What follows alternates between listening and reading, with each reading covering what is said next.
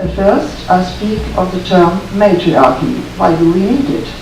Second, I will speak about the deep structure of matriarchal society, which is the overall definition of this form of society. Then I will speak about modern matriarchal studies and its recent development. And then I will speak about the matriarchal paradigm and what it all includes. And if we still have time, I will speak it at the end on matriarchal politics, but only if we have time. And if you can still hear me. I'll hear you. Yeah. At first, a word on the term matriarchy. The surge of popular and scholarly interest in non-patriarchal social patterns has inspired formation of various new terms for them. Why do I insist, and you too, on the sometimes problematic designation matriarchy? I think reclaiming this term means to reclaim knowledge of societies that have been socially, economically, politically and culturally created by women. In the course of these cultures' long histories, women and men have participated equally to sustain them and pass them on to future generations. Matriarchies are true gender egalitarian societies, all of them. This applies to the social contribution of both sexes. And even though women, especially mothers, are at the center, this principle governs the social functioning and freedom of both sexes. Matriarchal societies should emphatically not be regarded as mirror images of patriarchal ones, with dominating women instead of patriarchies dominating men, as they never needed patriarchal hierarchical structures. Patriarchal domination, where a minority emerges from wars of conquest and takes over a whole culture, depends for its power on structures of enforcement, private ownership, colonial rule and religious conversion. In light of this misunderstanding about the word matriarchy, its linguistic backgrounds need to be looked at more carefully. In fact, the Greek word arche means not only domination but also beginning, the older sense of the word. The two meanings are distinct and cannot be conflated. They are also clearly delineated in English. You would not translate archetype as dominator type. It's a primordial type. Nor would you understand archaeology to be the teaching of domination. It means the knowledge of the earliest cultures. People who believe in the myth of universal patriarchy present this relatively recent form of society as if it had existed all over the world since the beginning of human history. Hundreds of fictions of this sort have been propagated by patriarchally oriented theorists. First of all, they are in no position to be able to see matriarchy through any other lens except the dominator pattern. Based on this misunderstanding, they then search high and low for evidence for a matriarchy based on dominance. When they find no evidence of any culture that conforms to their patriarchally oriented hypothesis of domination by women, they proceed to assert that matriarchies do not know and never have existed.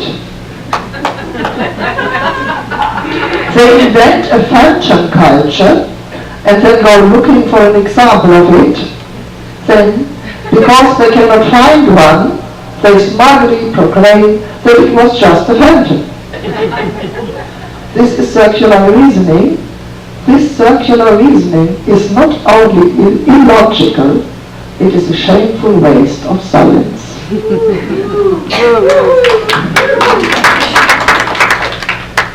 Based on the older meaning of arche, matriarchy means the mothers from the beginning. This refers both to the biological fact that through giving birth, mothers engender the beginning of life, and to the cultural fact that they also created the beginnings of culture itself. Lineal, matrifocal, matristic, originalic, and so on. Instead of elaborating a clear definition of what matriarchal means, scholars tried to find substitute concepts, but these are rather weak, inadequate, and arbitrary. These surrogate concepts do list certain elements present in a form of society, but they lack inner cohesion. Against this, I have set myself the task of discovering the structural definition or deep structure of this form of society. It must be able to show the integrated, internal interconnections that constitute the matriarchal form of society. Now my second point, the deep structure of matriarchal society. To find this structural definition or deep structure of matriarchal society, I was obliged to understand the fundamentals of certain indigenous societies of this type.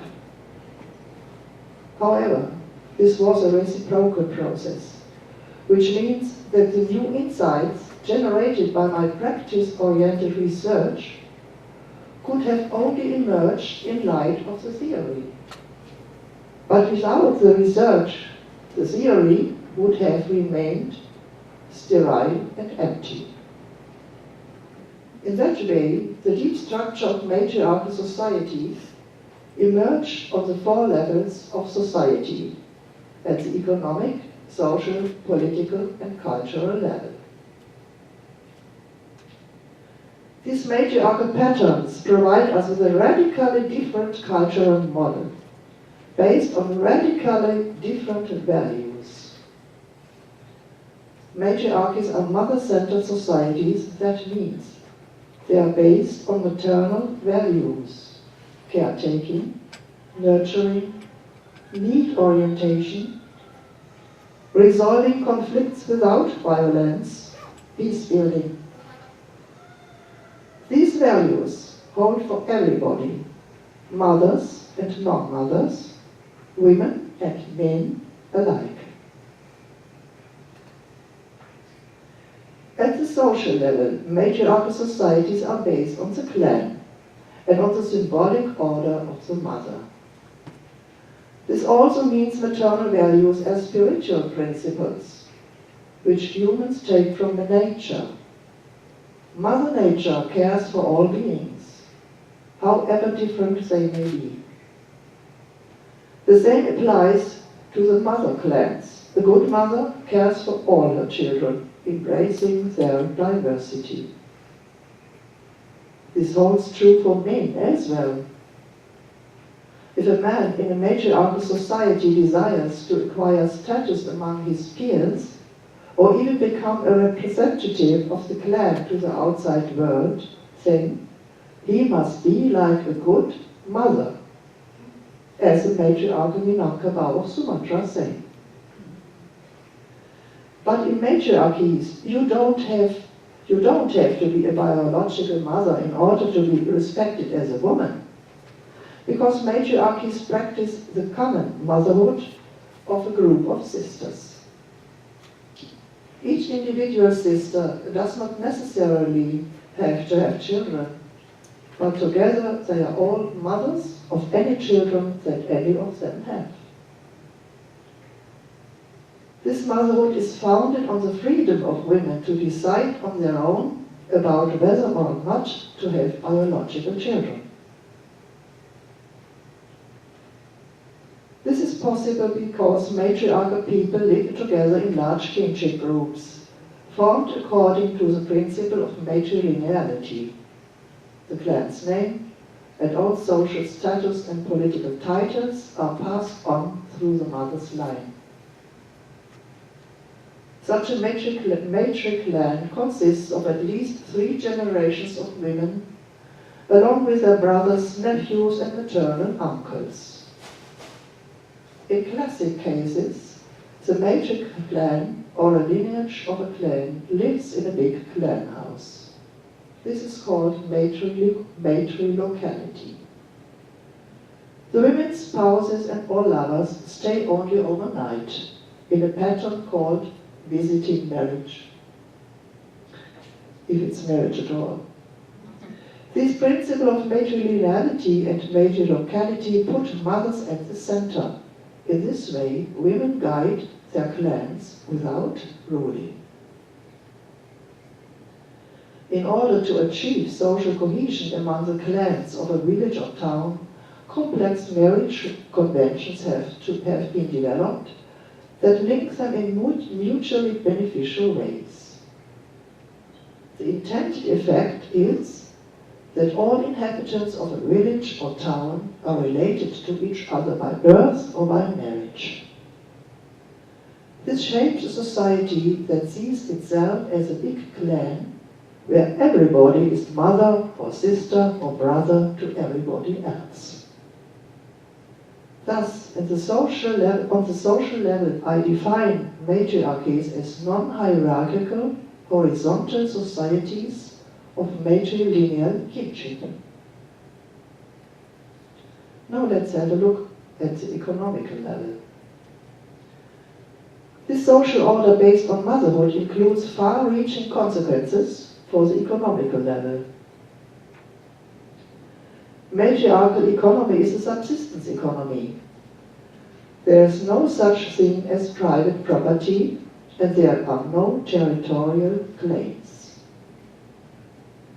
The people simply have usage rights on the soil they till or the pastures their animals graze, for Mother Earth cannot be owned or cut up in pieces. She gives the fruits of the fields and the young animals to all people. Parcels of land and a certain number of animals are given to each matriclan and are worked on communally.